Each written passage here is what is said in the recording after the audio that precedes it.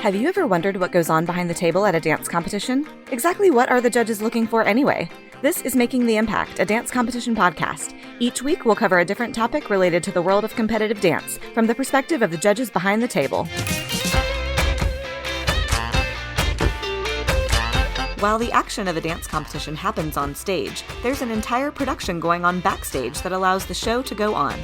Today on Making the Impact, we're joined by former dance competition stage manager Jordan Moncrief and IDA judge and former competition director Ashley Peter to give you the rundown on exactly what your backstage manager wants you to know at competition.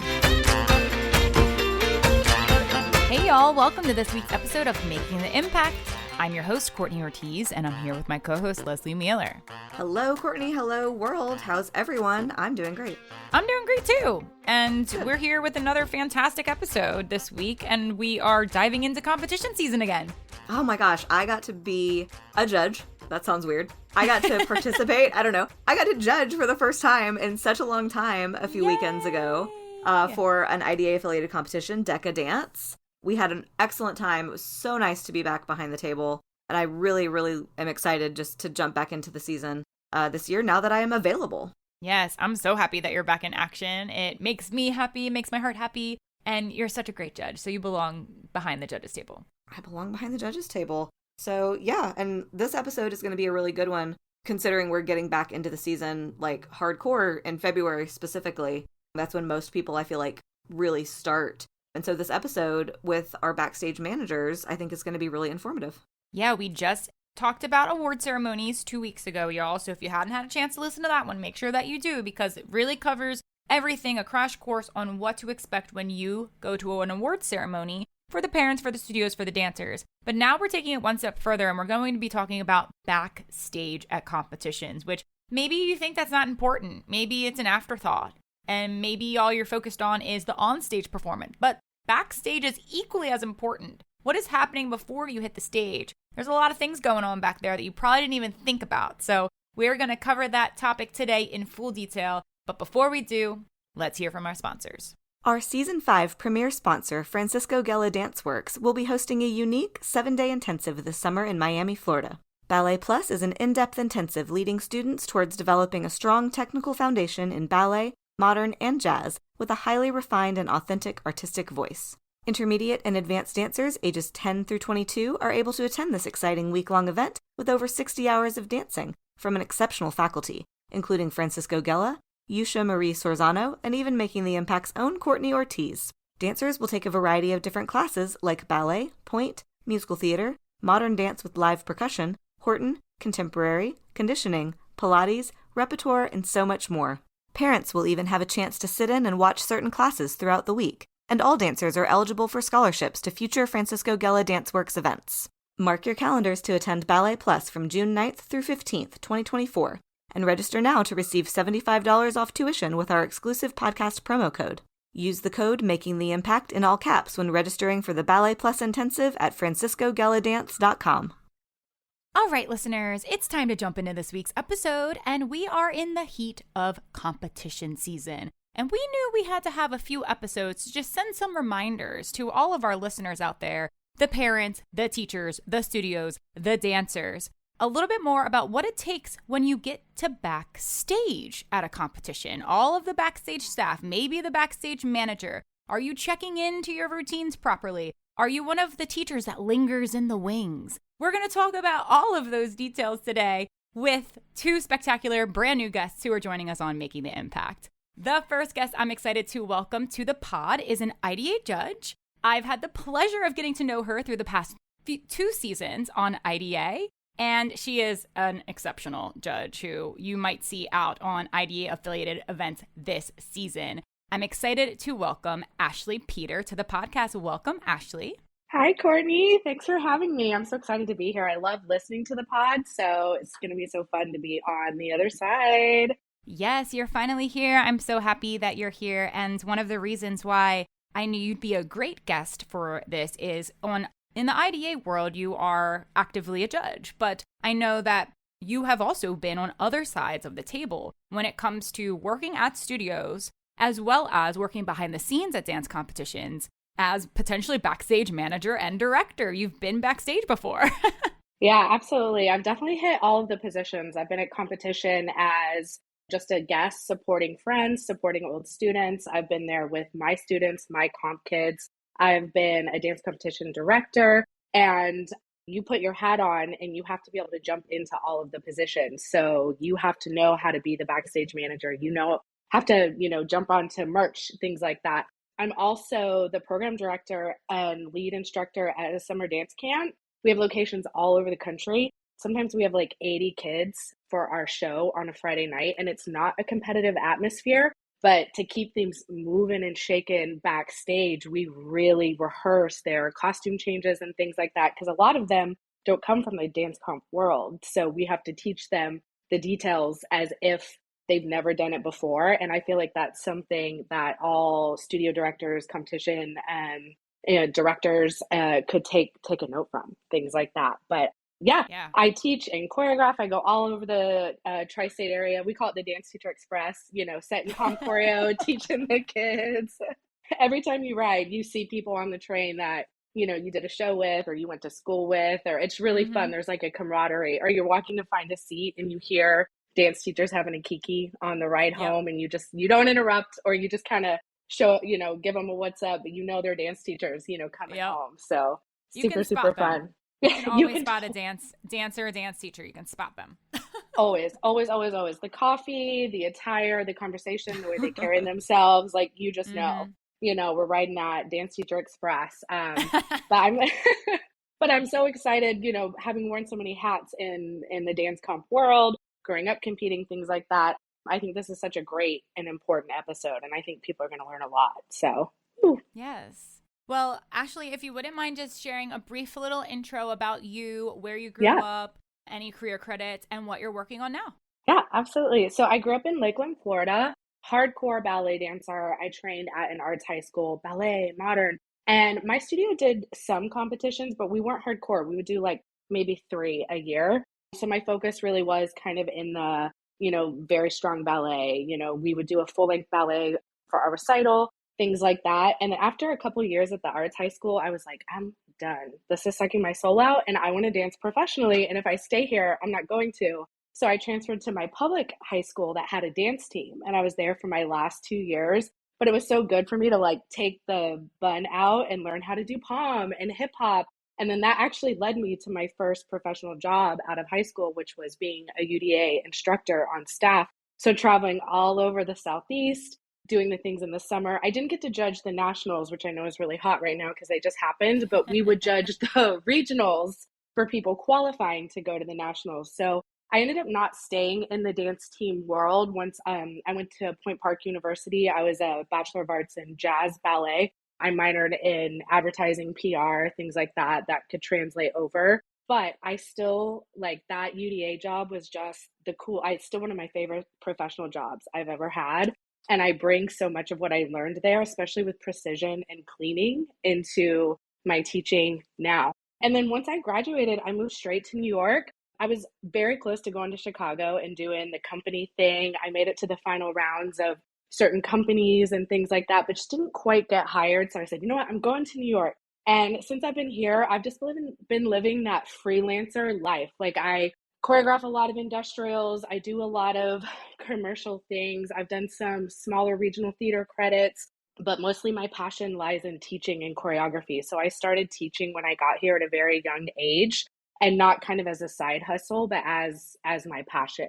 I've always loved teaching and choreographing and things like that. So what I'm working on now is I'm thinking about applying to master's programs because I want to teach at the collegiate level. So I've been really getting into researching schools and taking it to that next level. A lot of schools will pay for you to get your master's while you're also teaching at their college. So I'm not quite ready to leave New York yet, but I do feel like I want to take it to the next level. So that's kind of where my focus is right now when I'm not on the road judging and traveling and all that good stuff. So that's me. I love it. And it's also so great to learn all about you as well, because hopefully I'll get to meet you in person one day soon. Yes, for sure, for sure. I hope so too. Down the street. Well, Ashley, I'm so happy to have you here on the podcast. Thanks for joining us. Yes, thanks for having me. Lesley, would you like to introduce our next guest? I would. So while I love Ashley and I know Ashley, I've only known Ashley for like a year, but I've known this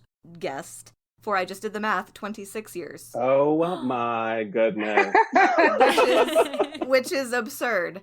This gentleman has been my best friend for 26 years. He is a phenomenal dance educator, very well versed in all things dance, as you'll hear when he tells us about all the things he's done. Welcoming Jordan Keyon Moncrief to the podcast. Thank you for having me. I'm so excited to be here. Obviously, 26 years, long time.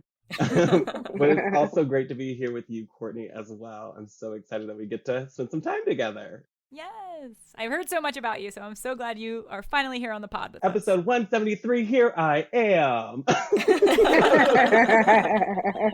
Well, Jordan, same type of deal. If you wouldn't mind telling us more about you. Yeah, so like Lesley said, I've kind of done a lot of different things in this industry. So to the point, I don't even say I'm a dancer or I'm a choreographer anymore. I say I'm an dance industry professional because I started as a dance educator at a pre-professional concert dance studio. So we did Nutcrackers, we did the festivals. They didn't compete, but we did that.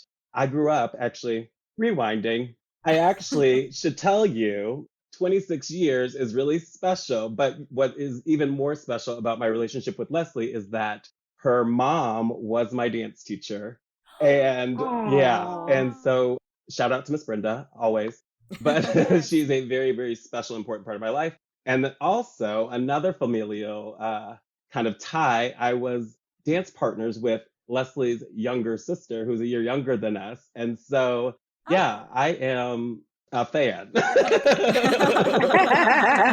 You are connected in the Mealor house. Yes. And so, oh my gosh, love it.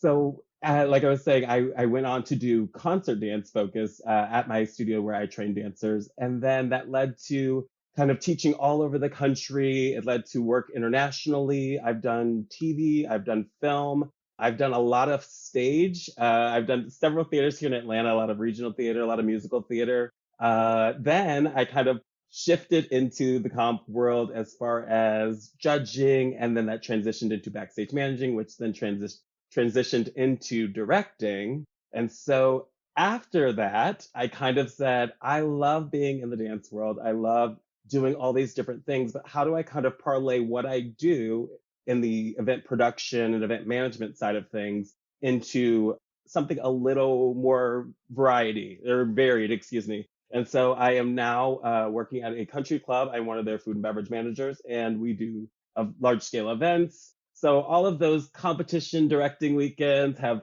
parlayed into something else and made it super easy, to be honest. Dancers, remember that. Skills will translate very quickly and everything will be a breeze because we all know dancers work hard. Truth. Oh, I love that. And yes, it's so awesome to hear what both of you have done in your careers and where it's transitioned you throughout your careers. I think that is something that's really helpful for a lot of young dancers and parents to hear where your career is going to actually take you, where you might have the dream of starting here and you will achieve those dreams. And then it's going to lead you to something else and something else. And sometimes you don't even know where you're going to go with the skills that you've learned throughout your professional life. But now look at where you're at now, Jordan. Like, how awesome of a job you have. So congrats on that. And yeah, we're really excited to have you both. So let's jump in. Awesome. All right, well, so all of us, except for really you, Courtney, you're the outlier here without any backstage management experience. I emceed a competition like once. What?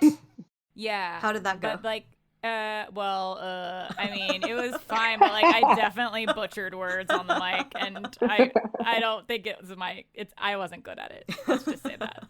Well, that was probably way pre-podcast before you had extemporaneous speaking experience. But okay, so you'll learn a lot here, I think, today too, just along with our listeners. But okay, so I guess my first question is, so it's the day of the competition. Let's say comp starts at 8:00 in the morning. First of all, what time are people even supposed to be getting there?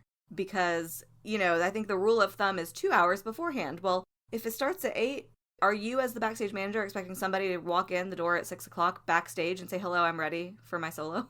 No, I mean, There are those diehard people that are there ready to go. Maybe they want to give themselves full class or something like that. But a lot of venues won't even open the door until an hour beforehand when it's that early. Maybe an hour and a half, but I think you'd be hard pressed to find a venue that's letting people in at 6 a.m. for an 8 a.m. start. My advice for the people that want to get there so early is warm up in your room, warm up at your hotel room, things like that, so you're not feeling the stress of, getting there early. But generally, I think the crew isn't called until an hour and a half before start time max if it's that early in the morning. I'm not sure about you, Jordan, but yeah, I would say no earlier than 6:30 earliest. So I absolutely concur with Ashley on this. Like nothing before an hour in advance. I mean, we do this often, right? Most of our comp kids aren't first time comp kids. And so we do this often. So let's make sure we're preparing our makeup and our hair at the hotel before we get there. So it makes it that much easier when you do arrive to just costume, warm up, check in, all of that jazz. But like, let's not overwhelm ourselves when we get in the building, and let's not get there too early because that's also nervous energy. Oof. Right. Well, and the last thing anybody wants is to have all this adrenaline, get there early, only to be told to wait outside, because that's Oof. real. Like if the venue won't let you in, if the director says, no, our staff is here 2 hours early, but doors don't open until X time. Don't set yourself up for failure by trying to come too early and then being told no, because then you're going to be cold or, in a weird parking spot or whatever. And that's worse than just coming at a reasonable time. Yeah. And I think that what you said earlier, Lesley, about the whole like be there 2 hours early rule, that really only applies to anytime before the doors open call. So, Yeah. Most competitions will say doors open on this time. And sometimes it is only, like you said, an hour, max an hour and a half. So do not anticipate on getting there early when you're the first entry of the day. But well, and the 2 hour thing, like I think that's a traditional amount of time that studios tell their kids. But the reason for that is not because you need 2 hours. right. It's because the competition might run early. It has nothing really to do with you. It has everything to do with the event and how it goes. And the fact that a lot of places aren't going to slow down if they've gained some time to wait on you. So it doesn't apply to the beginning of the day because hopefully we've started on time. Hopefully, barring all complications. And something to think about when it comes to like being prepared and like how much time do you need to get ready. And again, I'm saying this coming from a professional perspective, but even on Broadway shows, your call time isn't until half hour before the show starts. You are not required to be there. You absolutely, as a Broadway performer can get there sooner if you need to, because your dressing room is typically always open and it's your dressing room. So I can understand at dance competitions, you want to know where you're going and you don't know where the dressing room is and you have to get acclimated with the space and set up your whole station and whatever you got to do. But at the same time, it's either you're going to spend time doing that and you're coming prepared, or you're going to just go straight into the dressing room and start getting your makeup on and start getting your hair done. And you shouldn't really need more than 30 minutes to be able to put your makeup on and do some warm-up stretches, think about what you're about to do, and hit the stage. Like, you shouldn't need more time than that, but everybody does. So if let's talk about middle of the day dance, right? You got a 12:02 dance time. What time should you get backstage to check in? Like, I know every comp sort of has their rule of thumb, but in your experience, both of you working backstage, what feels comfortable to you? What feels like, okay, this is going to keep the day rolling is when people get in at this time? I'm a 3 numbers beforehand. Oh. I like it nice and tidy, nice and clean backstage as far as being the backstage manager, making sure that it's not overcrowded, making sure that you've got an eye on every dancer that's coming. But then I also respect those kids that come up and they're like, when is my number? Even if they're 5 numbers from now, when is it? What number are we on? Okay, one time.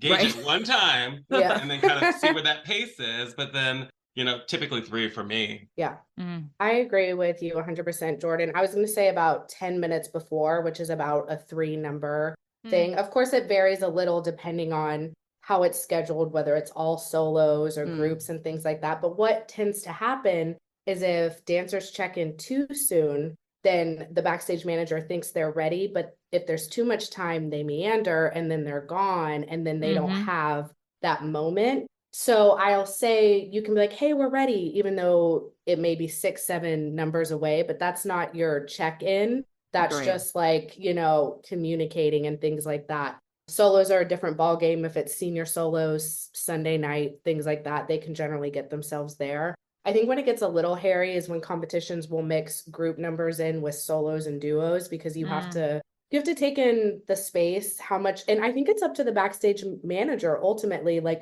I think a good thing to do for the studio director or competition, manager, when they get there, check in with the backstage manager and see what the space is and what they want, so they can kind of set the tone for the weekend.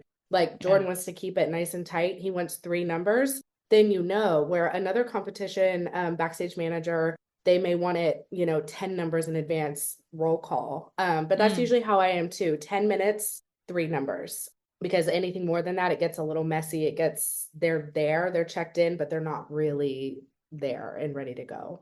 And I do love that, like you said, when you're getting there in the first thing in the morning, teachers, studio owners, directors, just stop by backstage. Hey, nice to meet you. I'm going to be here with you this weekend. And same thing for the director, backstage manager. Hey, I'm going to be with you all weekend. This is the rapport that we kind of got going. This is what you can expect from me. This is what I'm hoping to expect from you. Set your expectations. Well, and show your face, because that's what always, whenever I had to jump in as a backstage person in my director role, it was always, I never knew who anybody was because, and this is your prerogative, dance studio director. My mom, as a studio director, sits in the audience because she has deserved the right to just sit there. She sends her teachers to do all the work, and that's fine. But if I, as the director or the backstage manager, need to speak to her, I need to know who that is. Or I need to at least know, hey, Sally comes from X dance studio. She's the representative. I can eyeball her. I know who she is. And so what would happen sometimes is that there would just be sort of absentee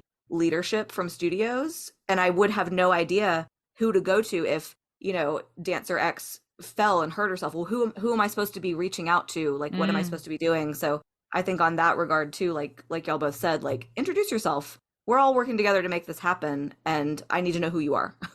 Yeah, 100%. I agree with that so much, Lesley, because sometimes the studio owner is there or they're in and out, but they're not the point person. So as the director, the backstage manager, I make it my job to know who the owner is, but then also who my point person is, who's the constant throughout the weekend, things like that. And it just makes our jobs easier, the backstage manager job easier, if the studio representative, owner, whoever goes up and introduces themselves. So you have that idea. Yeah. And we used to do at one of the comps I worked for, I would have in my packet of things, studio director name, but then also I would write down for myself, who's my studio ambassador or whatever, however you want to refer to it. And then this is just me, kind of little cheat code, but I'm like, brown hair, blue dress today. So I remember until I put a name with a face, like, hey, that's who I go to. That's who I go to for X studio. Now, do you feel like on the competition's end, it would be helpful? Because I know some competitions do this, but would it be helpful for the competitions to like give out studio lanyards or give out some type of something that they can give to their staff members so they can wear throughout the weekend to show I am affiliated with this studio, or I am a teacher. I am one of the people in charge here when I come backstage. Because sometimes, and we all know, like a lot of studios have young teachers. Sometimes the kids look like kids. Like the younger teachers look like kids. So to have some type of something to designate who's who, and even, I mean, I think they could go as far as having it have your studio like code or color coordinated, or the title of your studio or something on it, so you can, put a face to a name. 100%. I think the hard part about that is that even if you do that, y'all gotta wear them. That was always my issue, is that like, because at our competition, we would have, at many competitions, there's a designated teacher row. Well, half the time there's random people in it. And if you don't have your lanyard on, I don't know who you are. And I can't take responsibility or feel bad about calling you out about sitting there. And you're like, oh, I'm a teacher. Well, where's your lanyard? We gave you 10. Like, just follow the rules. And like, so I think a lot of places do that, but they just don't actually follow through and wear it. Where's your VIP pass? No, I agree with you both. The competition I directed for, they did hand out those teacher lanyards, and you could get as many as you needed for your teachers. It was just them actually wearing them, or maybe they'd start out wearing them and then take them off throughout. But exactly, if they're not rocking them, then, but it's a great idea. I think if it was implemented and made to be mandatory, I think it would help so much. But easier said than done, but Easier it's a said good idea. But like, yeah, they're gonna be mad when you mess up the fit with a lanyard. Right, the cute Because outfit. yes, those teachers like to come back there sometimes looking their bomb best self, because you see them in sweats all the time and you're like, yes, you better come through. Don't ruin it with a lanyard. 100%. Now, speaking of the teachers and speaking of the lanyards and knowing who's the teacher and who's the dancer that's about to perform and things like that, do you feel, and I'm curious to hear your perspectives, do you want the teachers to come backstage with the dancers? And I guess it might depend on age, but is that something that you would like to see happen, like across the board? Or are you excited when you see dancers that don't need their teacher to, hold their hand and get them checked in backstage? I'm always 100% when I see that maturity and I see dancers who can get themselves there, get themselves checked in and handle themselves. Of course, if they're younger kids, they may need their teacher there. But more often than not, sometimes the teacher can be a distraction for the kids, as you know, right? Mm-hmm. Or if they're still kind of directing them. So I've seen teachers backstage basically running a rehearsal with their dancer right before they go on stage. Just that lack of like spatial awareness, situational awareness. And in that moment, it's not being helpful. It's just kind of thinking that they own the backstage space when really we're talking about the 3-4 numbers backstage. So I would say only in cases where say you have a really chatty trio and they're just going to be causing a ruckus backstage, go back there with them, or even send an older, like a senior dancer, that's an assistant with the younger kids. But unless they absolutely need it, I love to see the kids getting themselves backstage, because I think that rehearsing their quick changes, letting them know when they need to be backstage, that is a part of the rehearsal process as much as their pieces, Yes. So I love to see it when they are self-sufficient. I think it's great.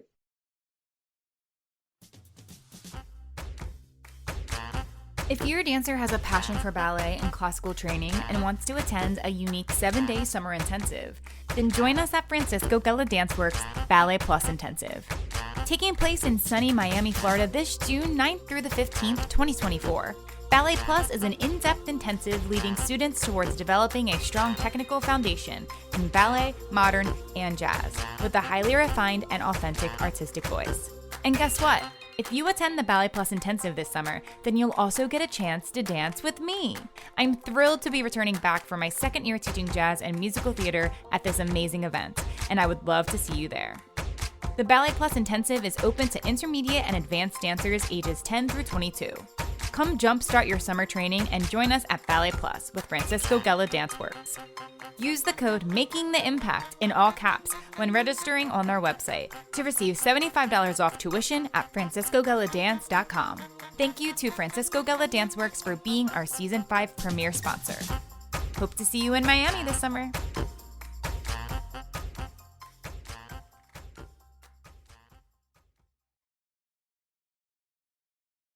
Well, and I'm going to piggyback on that by saying I'm a big believer that so many of us in dance educators are teaching more than just dance. We're teaching life skills, right? And so, like you said, creating that independence, creating that level of empowerment, saying, hey, you're capable of going backstage and doing this by yourself. Obviously, going again with the younger dancers, be a guide to them. It's a little different scenario. Or those first-time comp kids. Obviously, that's a different scenario. But if you can, be backstage by yourself and be responsible, all about it. Like, teach that independence. Yeah. Oof. And just also, depending on the venue, you just don't have the space. Yeah. Right. All these folks. Like, it just, and some places we're really lucky and you have this amazing, huge, big, beautiful backstage space and nobody's causing a problem if they run the turn section, or if they, whatever, with one person. Maybe don't run your group piece, fouette section, backstage. But yeah, I mean, I think backstage is not a place to rehearse. We don't rehearse backstage. No. You stand there and you center yourself and you go on stage backstage. So that was always one of my biggest pet peeves, is like this is not the space for that. You should have been rehearsing weeks and weeks and weeks ago. If you ain't got it now, you don't got it. And please don't do it back here. I feel that way about the whole venue entirely, honestly. Like, unless there is a very, very secluded, separate space that you have hunted down and found that you're allowed to go to. Allowed to go to? Allowed to go to. You shouldn't be having full-blown rehearsals at a venue. Like, I have seen it to a point where studios will, like you said, like it's their space and no one else matters. They will take over an entire dressing room area that is meant for getting dressed and changing your costume to run a rehearsal. And it is not the time or the place. I've seen it happen in the middle of a lobby. Like, there aren't people around. I'm like, what is going on? It's just so inconsiderate. It really rubs me the wrong way. And you never know who's watching and who's walking by. And that judge could be turned off by that choice that you're making, because you're not being considerate to everyone's space. Like, it's not just about your studio in that moment. It's about getting on stage in a timely fashion and being a team player with all the other studios that are here. Like you said, Lesley, if you need to practice so much at the venue that you probably aren't ready to even go on stage and you still run a rehearsal. Maybe just like use the power of visualization and just do it in your mind. And the caveat, I will say, the caveat is, if you have a dancer that can't make it and you have to last minute restage something, that is one thing. But do not run the number. You're blocking. Totally different than running a rehearsal. You can do a blocking in like a small space. Like, you don't need a large amount of space to be able to work on traffic patterns and know what windows people are supposed to be in. Like that, there's a very distinct difference. So I'm glad you clarified that. Totally. And I agree with you, Jordan. And this is the other thing where communication is key. You don't want to, overwhelm your backstage manager or director, but if something happened where there was a car accident or a couple dancers couldn't make it and you need that extra 10 minutes or you need that space or something like that, then just chat and let them know. And chances are they may help you find a space that you're allowed to go to, or, let the staff and people know that they're not taking over. They, something happened and they need this moment. Yeah. So that it's received. Yeah. Like in the way that you want it to be. Exactly. Yeah. I have piggybacking off of that scenario, because now that leads me to a question that I'm interested in hearing your answers to. So, in a perfect world, everybody's ready on time. Everybody goes in the order that they've been scheduled and everything is just fine. But we know that very rarely does that happen for a variety of reasons. What are some good reasons, some reasonable reasons that anyone should ask to change their order of the competition? This. Oh, I love it. What are some acceptable reasons that would be entertained by both of you? Okay, I'll go with one off the top of my head here. If we made a mistake at the competition and scheduled your numbers so closely together that it is truly physically impossible to make a quick change, and it's, like I'm going from this solo to that solo or group number to this number, understandable. And so it's like in that opportunity, in that space, I allow an opportunity for like, hey, maybe you want to come in like 2 numbers later? Fine, I can work with you. Or a number later. I have a question with the mention of the quick change before we go into more. How quick is a quick change? What do you feel is the least amount of time a dancer should be able to get ready? Senior dancers, 1 number.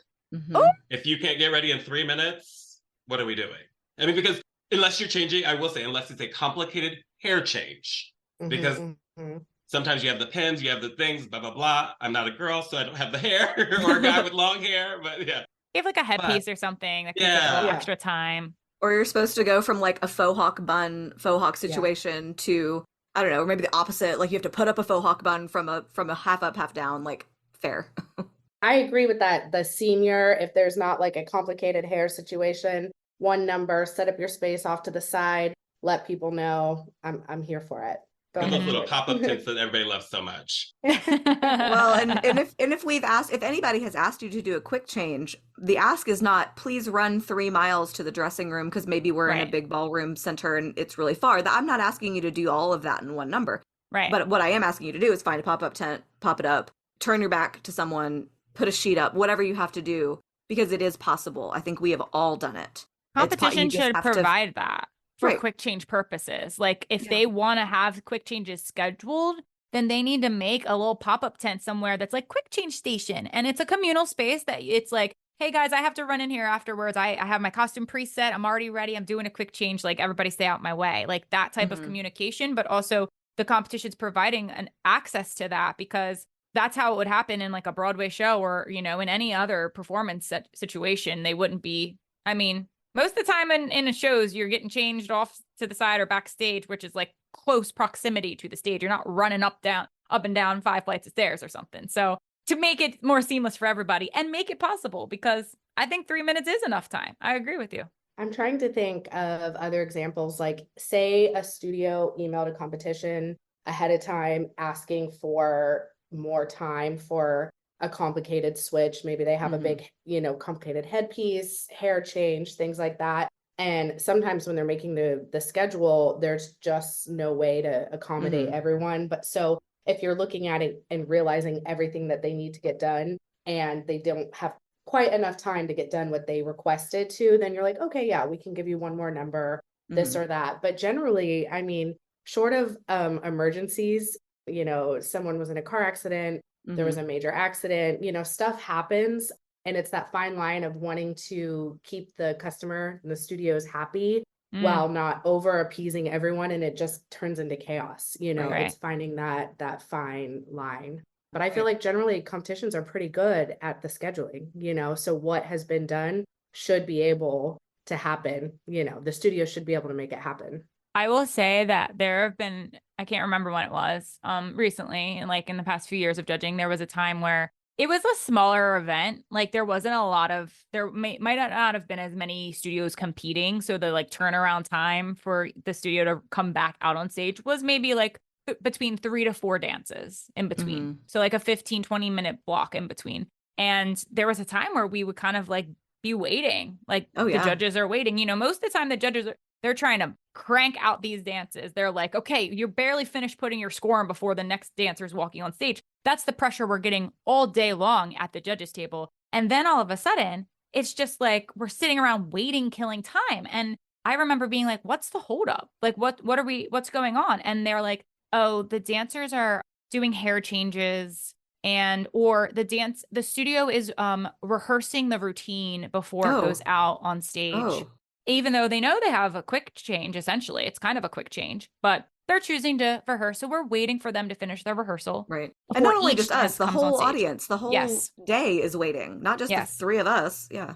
Inconsiderate. Like and that's what I heard. And of course, I'm not going to like say anything on the critique or change my score, but it's just inconsiderate and it shouldn't be happening. Like, no, you do not rule this competition, studio. Like, we're all here together. And going back to the same thing I said about doing the rehearsal in a public space, like you have to look at the schedule. If you don't think that you can get the hair change done in that short amount of time, maybe we don't do the hair that time. Maybe that's the sacrifice we have to make to keep the schedule going, instead of asking a million emails and asking to shift things around and completely adjusting the schedule. I mean, I actually work with the competition owners on IDAs and a lot. And one of the competition owners already this season, it is early in the season already, said she had to change the schedule 7 times because every single time it went out, someone came back with another complaint. Someone came back with another, oh, I can't do this. I can't do that. We have to shift this. I need to add this entry. It's like, no. I think we need to set things in stone a little bit sooner.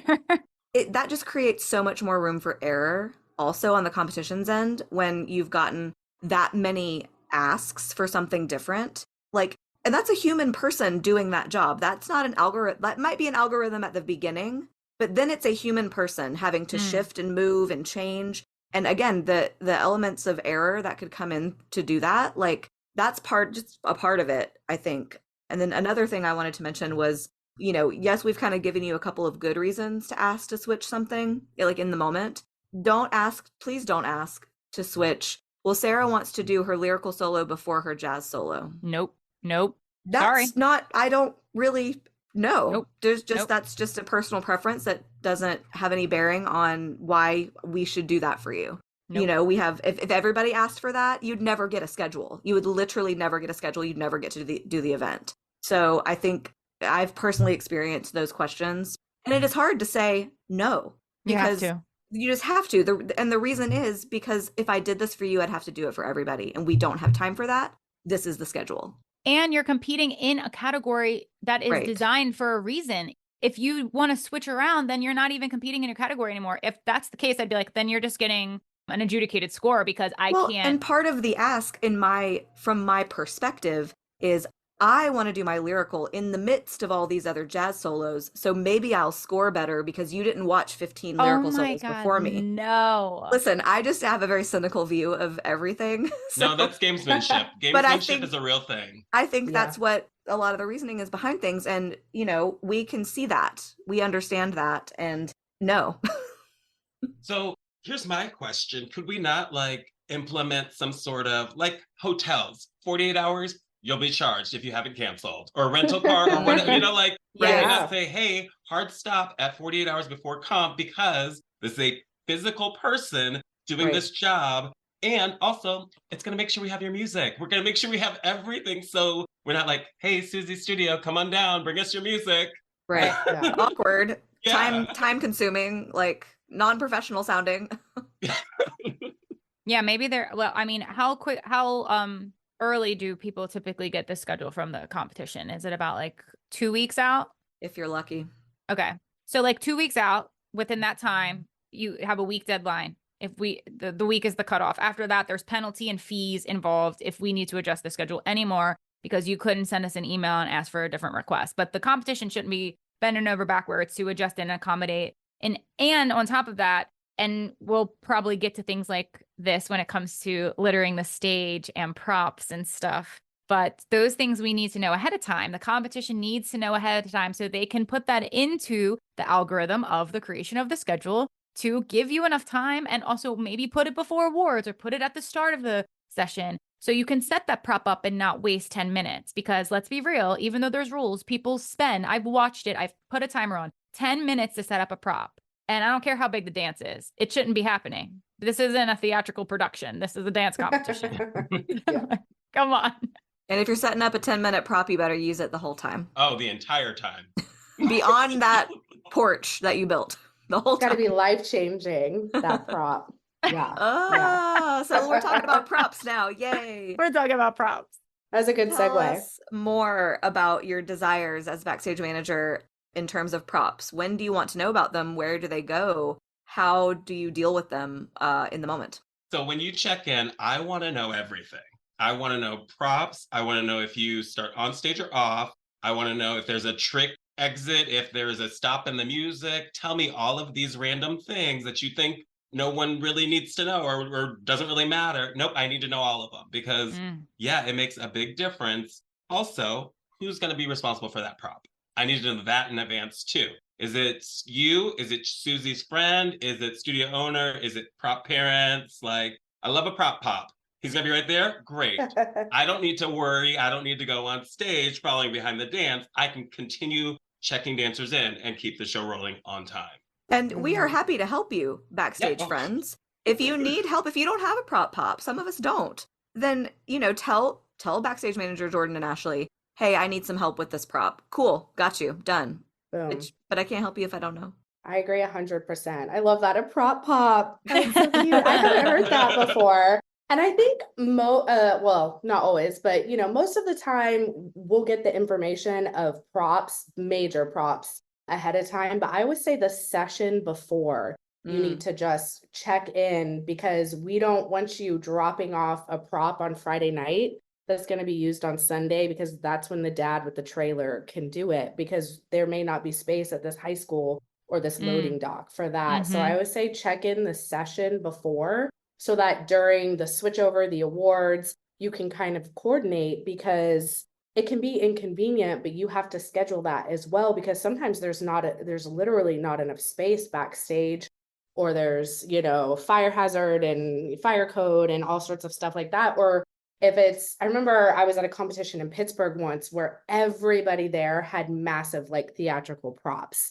So coordinating and choreographing those coming in and out of the loading dock was like a show in itself. So I would say touch base the session before and then also that session. And like Jordan said, as small as, a chair up to, something you're building on stage, the more information they have, the better it's going to be, the smoother it's going to be. Yeah. I mean, especially the ones that need time, which again, I have a lot of mixed feelings about, because I feel like that people just take advantage of that. Agreed. And I wish that competitions would enforce that. I think there are a lot of competitions now that will say, like, if it's a production number, you get more time to build your prop. And hooray for that. But there's a lot of times it's not a production number and people are taking advantage.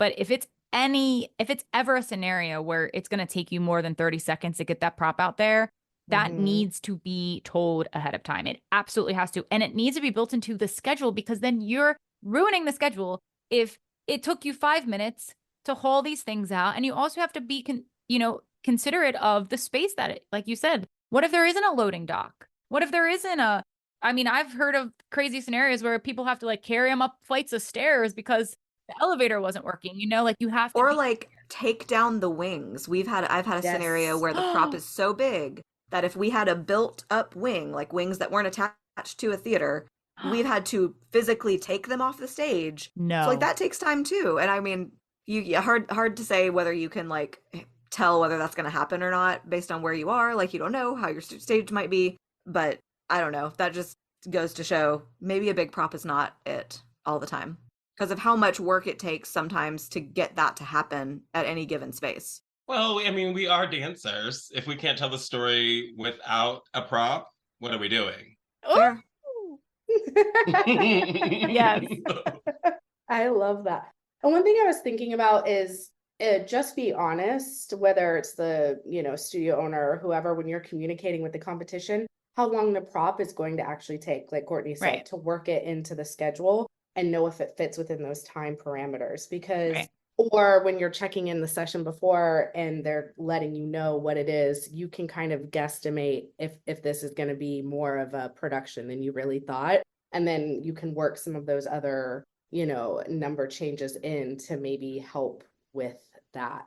And that needs to be rehearsed. And we've talked about that many times on the podcast, but that needs to be rehearsed. If prop dads are responsible, you as a studio need to get the prop dads together and say, we're going to run through all of your on-stage exits, on-stage and off-stage exits before we go to competition this weekend. You guys ready? You're going to have a nice little workout for the next, 30 minutes, lifting the props. And if there's power tools, we have to set a timer and we have to see how fast can we do this and make it efficient, because it's not, we can't just be like, I've seen like prop dads just like wandering around on stage, like no sense of urgency. Like people, exactly. Like people can't find center. I'm like, oh my gosh, I'm sitting there like, just waiting around, and it's just holding up the whole show. So it's important. And I could have gone to the bathroom, but you didn't tell me that there was a 10-minute prop set up, and now I'm sitting here having to pee. But now I'm like, are you done yet? I don't know. I could have gone pee.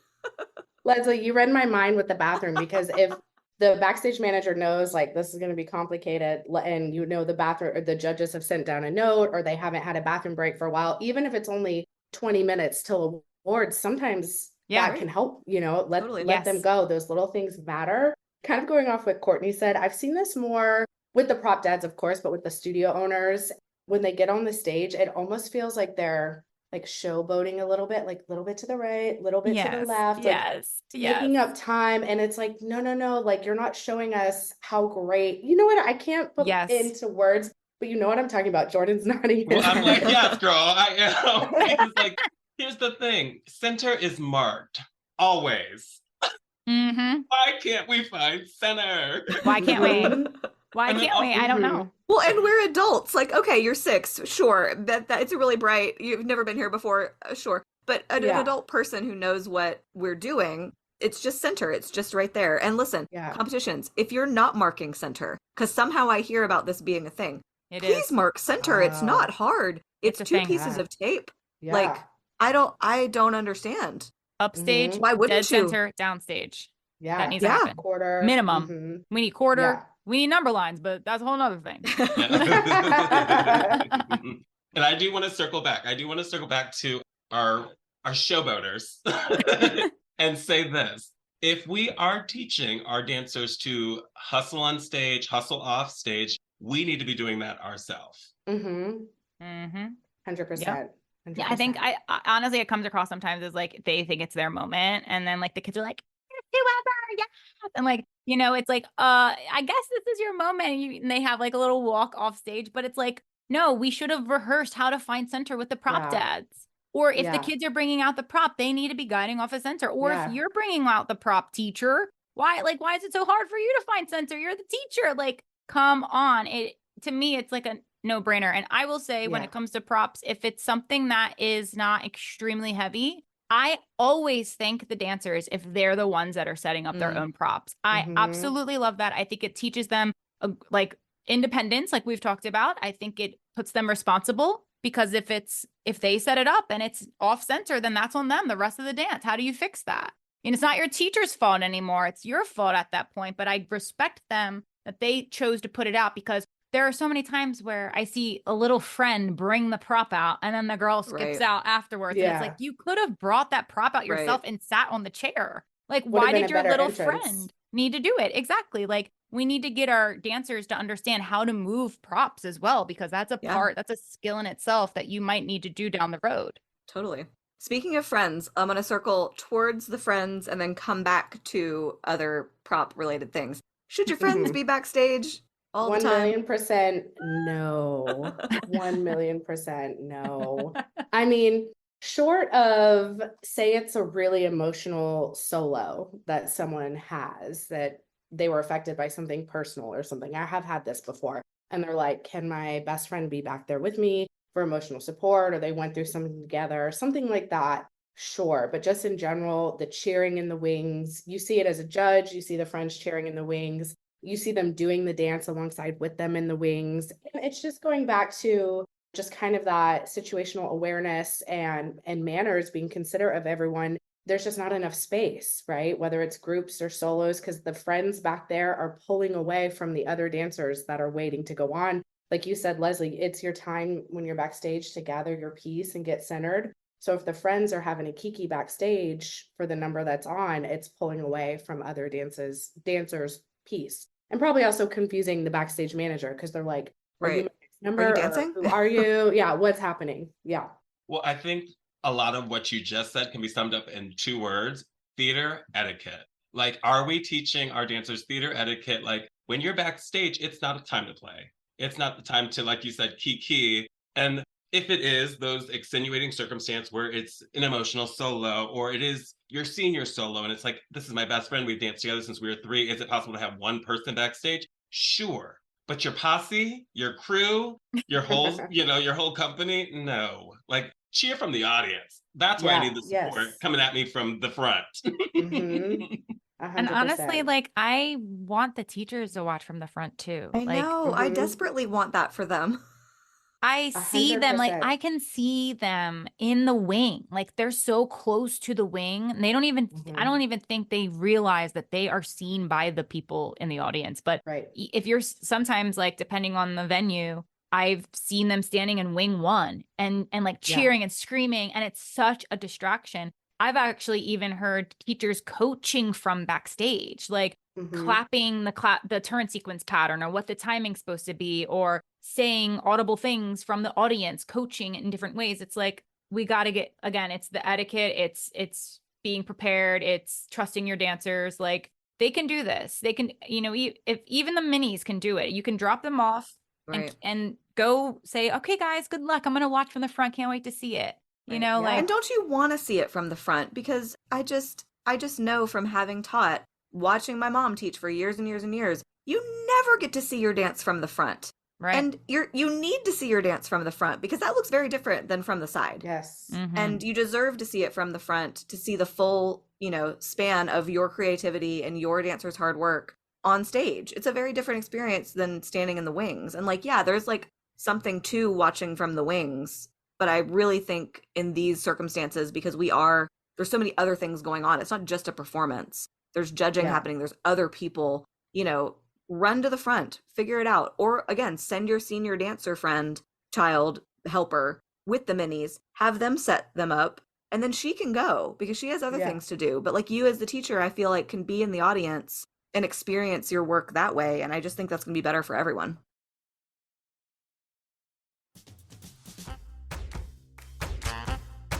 Attention all dancers. Looking for some outside expertise to fine-tune your dance before hitting the competition stage this season?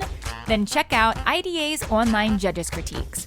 Our seasoned judges will provide you with a video critique of your routine, just like you'd receive at competition. But with IDA's online judges critiques, we take it one step further with our post-critique additional feedback. Your judge will go through your routine again, pausing the video to give you even more detailed and personalized feedback. You can even request a judge that specializes in your style of dance. This game-changing service has helped countless dancers prepare for the competitive stage and is available year-round. With critiques starting at only $35, what are you waiting for? Click the link in our show notes or visit our website at impactdanceadjudicators.com/online critiques to learn more and submit your dance today.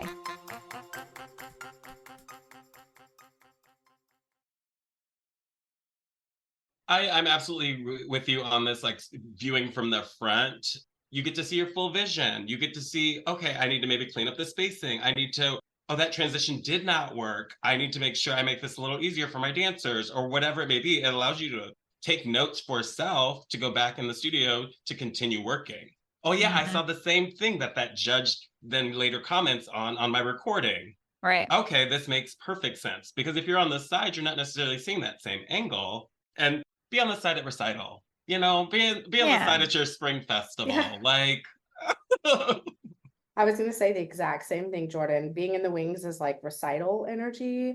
And going off what you said, Lesley, you can't feel the energy emanating from your dancers off the stage in the wing. So if they get any sort of performance critiques or anything like that, if you've been in the wings, the video doesn't 100% capture that either. Going off what you said too, Courtney, we're not just training them and rehearsing them for the stage. It's a skill. It's the theater etiquette. So teach them to be self-sufficient. Drop those babies off and go. And then the little nuggets, when they're unsure of their choreo, they're not looking stage right into the wings for help. They don't have that crutch, so it might be scary the first time or two, but once they have that confidence, it's just going to boost everything. Something else I randomly want to mention that it's another thing that you talked about, Jordan, where you said, I want to know every single thing about your dance. Another major thing that people need to know about are crossovers during a dance, because I feel like we've seen that happen so many times where the dancers know that there's a backstage crossover. Someone's doing that,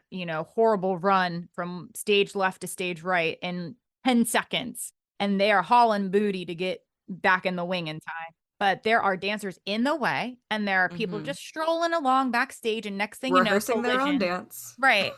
And like, if everyone is aware that there's a very quick crossover and the backstage manager is made aware of it, then they can put everyone out to the side and say, we have to stand back because there's a lot of things happening. Same thing happens when we have those big production numbers where there's different costumes and different shoes happening. And it's like, if it's just like a surprise to everyone backstage, of course there's going to be disaster and collisions and traffic and things that go wrong. So the more communication with those types of things, the better. I absolutely agree. Like, yes, please be communicative. Tell me so that way I can, if it's a production, I can clear the backstage of other productions. Don't have anybody waiting in the wings. I can say, hey, this is designated for them. You will have your 10 minutes to set up and get backstage and all that jazz. But then also, studio owners, choreographers, teachers, make sure we're teaching our dancers how to cross over without a backstage. If there is no backstage, what do you do? If there's no access backstage behind the stage, what do you do? If there's no hallway, what do you do?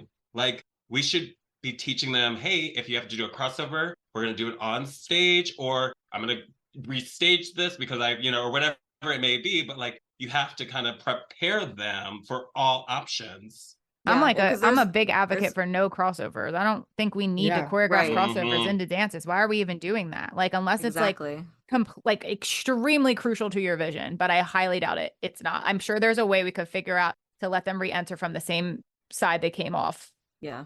I feel like they're less and less these days. I feel like I don't see them that often, but when I do, it's even more impressive when it's done well, because it's hard. A crossover's hard. And, like you said, you just never know the space that you're going to be in. And unfortunately, some spaces out there don't have that option. There's just not an option to have a crossover space, and that stinks. But live theater, you got to go with the flow.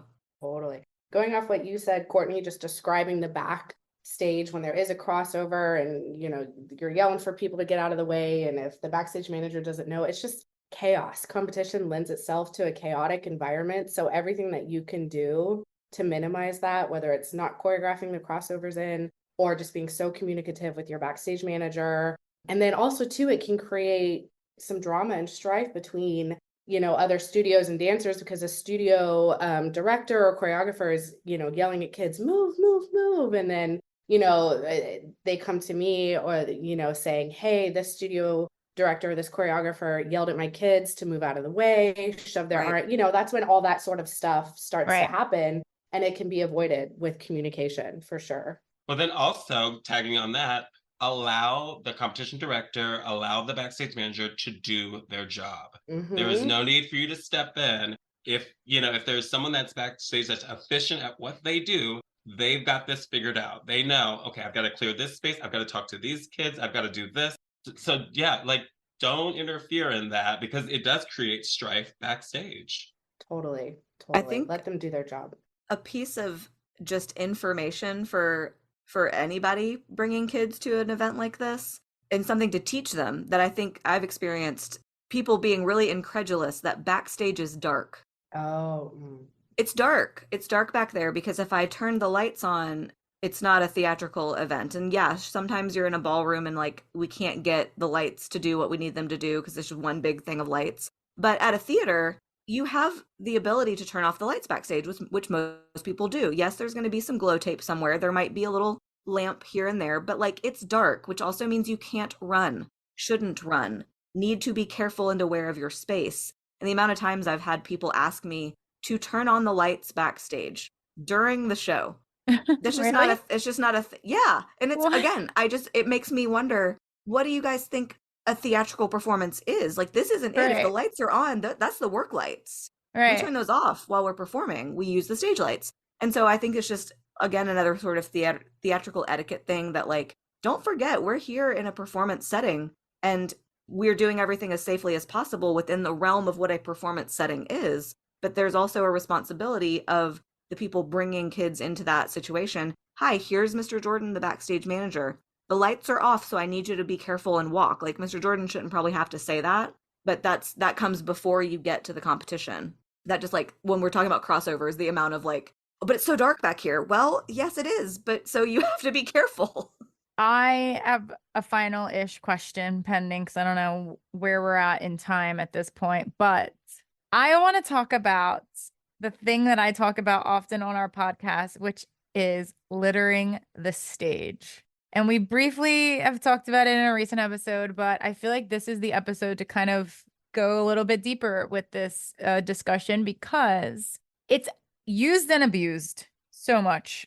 And as the backstage managers, y'all are the ones that are being used and abused with the littering of the stage. And what I mean by that, if anyone's wondering, that means when you throw confetti in your dance, when you throw feathers in your dance, when you have rose petals that are everywhere. I've even seen glitter, little specks of glitter thrown all over the stage. I mean, you name it, I've probably seen it. And guess what? There are rules that, again, no one enforces and people don't care and they just break them. They don't care. Or when there's like a lot of people are doing, for some reason this year, the painted hands and things like that, where if your hand touches the marley, you might be leaving residue on the stage. And now we're taking time up to wipe up the residue. There's a difference between like a sweat drop and like you actually, covering the stage in paint or something that shouldn't belong there in the first place. So those types of things where you're affecting the stage, or even honestly, now that I'm going even further with it,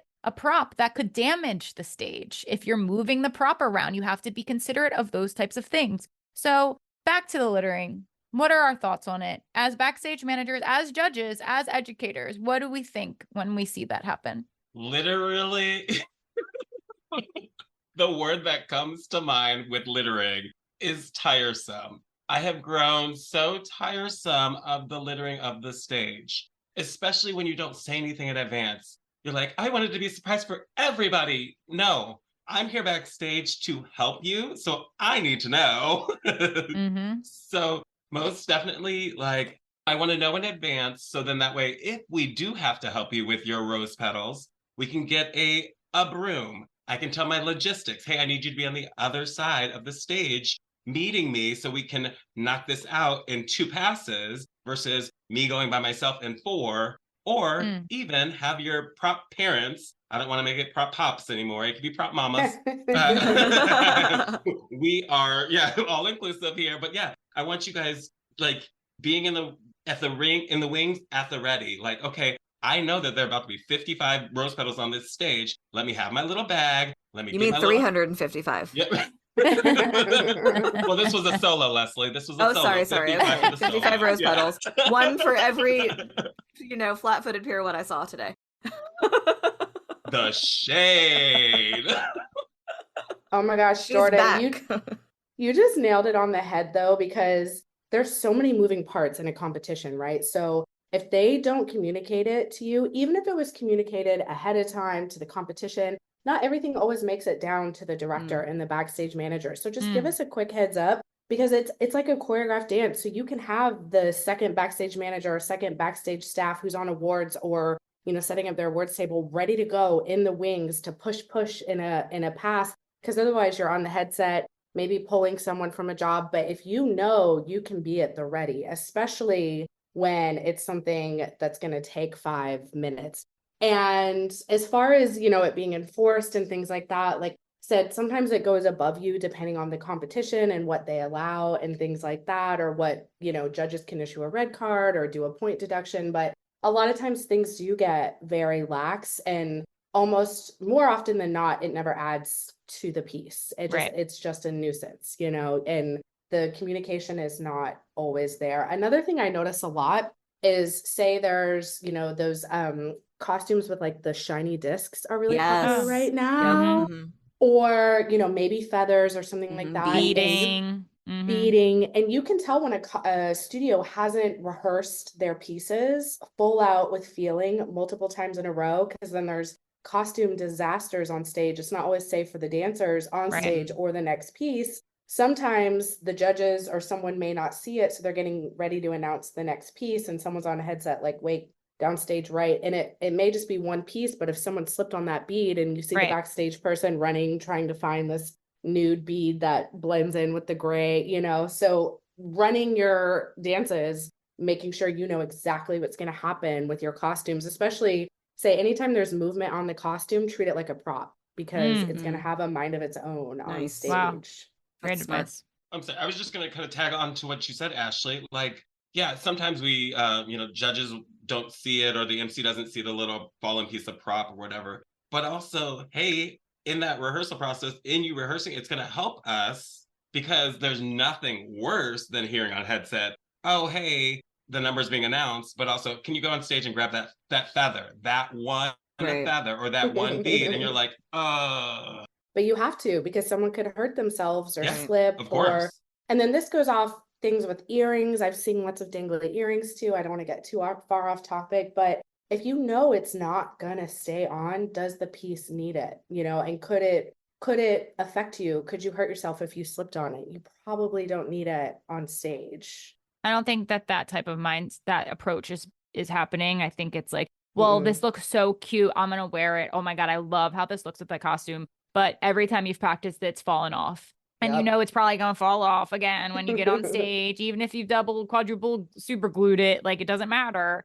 because it becomes a safety hazard. And that's the other aspect of littering the stage that I don't like, because I just think about the fact that if there are dollar bills, if there is confetti, if there is feathers littered all over the stage, and whatever the reason within the choreography, now I'm just thinking about that you could probably slip the rest of the dance. Yeah, I'm afraid 100%. For your safety. I'm not even aesthetically taking this visual in anymore. I'm just like, please don't step on a feather. Please don't twist your ankle. Please don't do your front aerial and land on a dollar bill. Like, anything could happen. And it makes me like cringe in my seat, because I can't even enjoy the rest of routine. I know that sounds ridiculous, but as a judge who cares about safety, it's not, because I never even thought about that type of a perspective until I was a professional dancer on stage in a show that had nothing but confetti on the stage. And I felt scared for my safety every time I danced. So then when I see teachers putting young dancers, non-professionals, in those situations, it really concerns me. So it's a safety hazard, plus it takes up time to clean up. And are those two things really worth this vision of yours? I don't know. I don't think it's that worth it. Like you said, Ashley, most of the time it'd be the same dance with or without the vision of the littering. 100%. Almost always. It's just like props too. Like we were saying, if you can't do Yes. this dance without a prop, then what are we doing? If you can't do this dance in a black leotard or, a black tank and some black shorts or whatever it may be, then what are we doing? Ooh, we went there, y'all. Yeah. We did.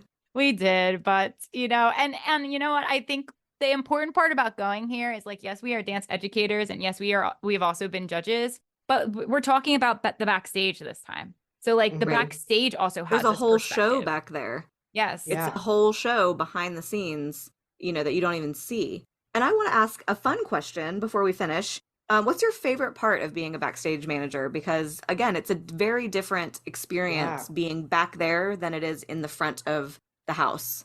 Yeah.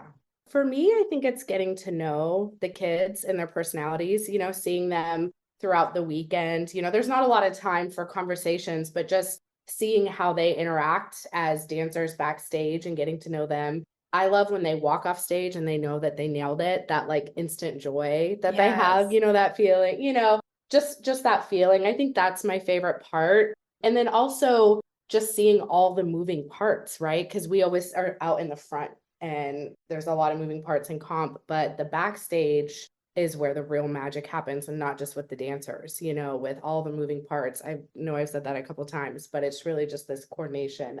Yeah, I love getting to know the dancers. I love to see them throughout. And there is something special about being in the wings and seeing something from that perspective of dances that aren't your own. It's very different than, sitting in the front, critiquing, taking it in that way. Yeah.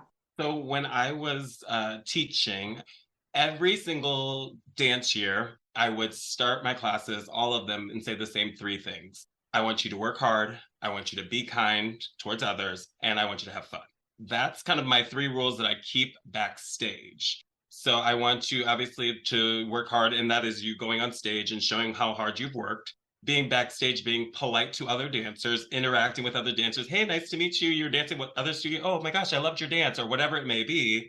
But then also have fun. Like me being back there, I used to love when the kids would be like, oh, do you know that little TikTok dance? And I'm like, I don't even TikTok, but teach me your little dance. Like, let's have fun, because I want you to feel safe with me backstage. I want your teacher, your studio owners to be able to say, okay, Mr. Jordan's back there. I trust that he's got my kids. So I want it to be a non-judgment zone. I want it to be a safe space, because that's what we all want, right? We all want to come into a space and share our talent, share our artistry, and not feel like someone's, over there like whispering to their friend about you or whatever it may be. We want to just be like, hey, this was a great time. Dance is about community. Let's meet other dancers. Let's engage with each other. Let's maybe even take something from each other. Yeah. Oh, I love that. The other thing I was going to say, kind of going off of that with like dancing with you and having fun, is the judges, there's a wall there, right? They're inaccessible, and they should be, right? You're not hanging out with them, talking with them, because there's a separation, but they look up to you. So you're kind of like a celebrity because you're part of the competition, but you get to engage with them in a way that you wouldn't as a judge, right? Because you have to keep that lineup. So it's really fun to make that connection with the dancers, especially if they're coming back. Oh, I had so much fun with Mr. Jordan backstage. I can't wait to show him my new solo this year.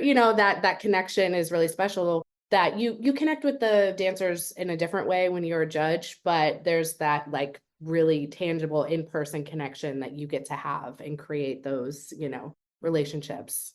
It's true. And I think it even carries over to choreographers and teachers too. Like you get to, oh my gosh, I love your work. I love how like I never would have thought to do something like that to this. Like, so this is very cool being able to interact with you backstage and get to know you on a personal level, because it's just going to make everything, like you said, more accessible, more comfortable. Mm-hmm. Yeah. I love that question. What a great question to round out this fantastic discussion, Lesley. So thank you for that. And Of course. thank you for our two special guests, Jordan and Ashley, for joining us on this episode. This was so helpful and informative. I think that people are going to love it.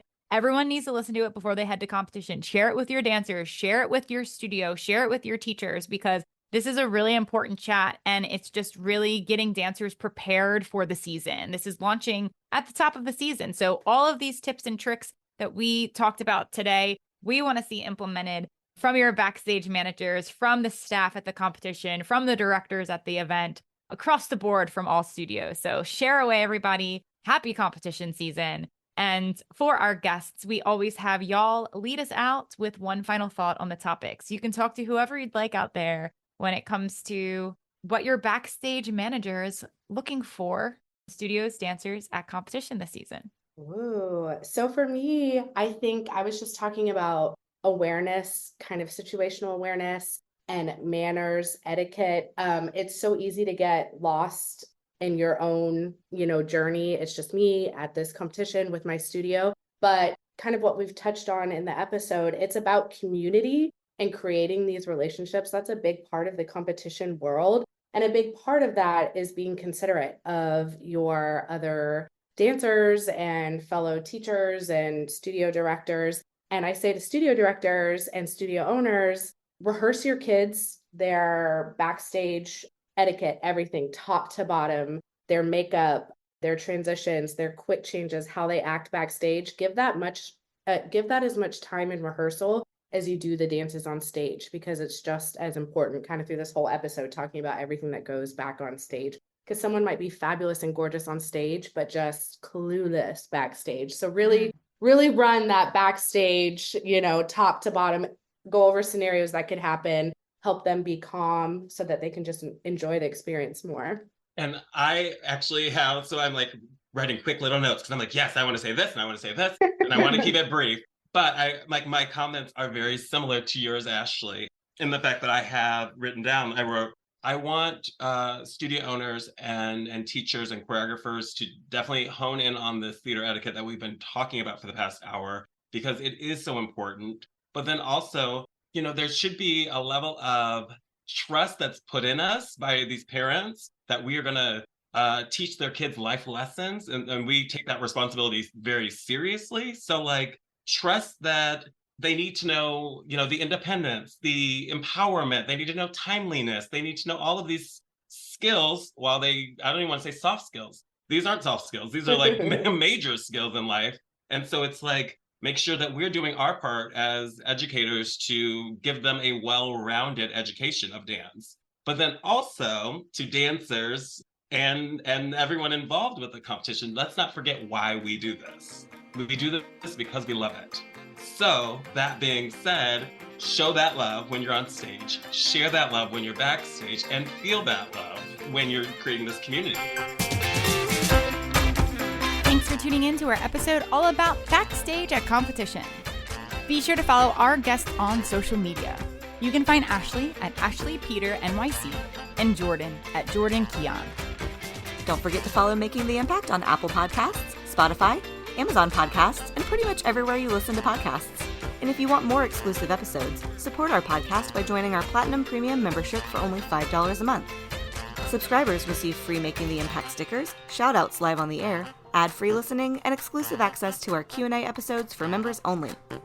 Join now at impactdanceadjudicators.com/platinum premium or click the link in our show notes.